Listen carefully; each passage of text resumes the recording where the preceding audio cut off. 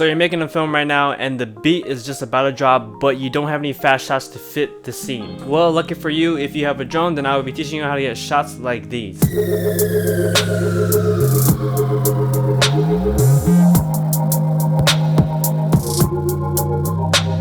What's up guys, how are you doing? Hope you're doing great, because I'm doing pretty great myself. Thank you for asking. Anyways, my name is Henbu. I make filmmaking and photography related content here on YouTube, so if you haven't already subscribed, make sure you do. Trust me, you won't regret it. Anyways, you might be thinking, man, those shots look way too hard. How do you even do that, Henbu? Well, actually, these hyper speed drone shots, or whatever you want to call it, are actually a lot easier than you think, courtesy of the gimbal on your drone, which actually, ironically, my gimbal on my drone is broken and I need to send it in.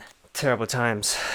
So it's pretty simple really. One easy way to actually get this shot is to fly straight for a long period of time. Or if you're a more advanced flyer, you could actually fly for a long period of time while tracking your subject. And to be honest, I personally think these shots look far more impressive than just flying straight. So I'm just going to try to keep this tutorial short and sweet. So once you have your shot, let's move into Adobe Premiere. Alright guys, so now jumping into Adobe Premiere Pro, where I will be showing you my workflow on this.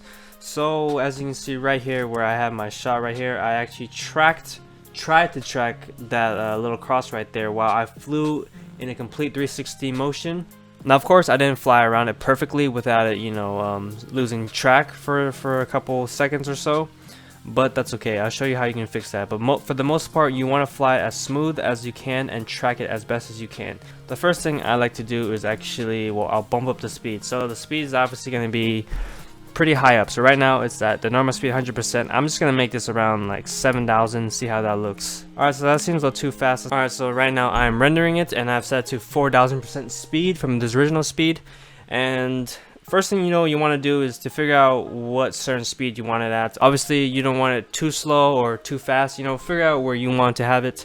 Now I've actually slowed it down to where it's actually just about 2 seconds. Just keep in mind, these kind of shots are very short. You go out there and you film for a long time, but in reality you're going to be shortening it down to just about 2 to even 5 seconds.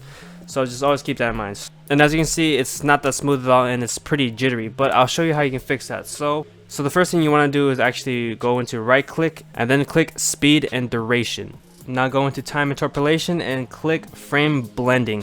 Basically what frame blending does is now it will add motion blur into your frames. It actually blends the frames together, giving it motion blur. So as you can see, it's giving it a big difference already. As you can see, there's already motion blur going on.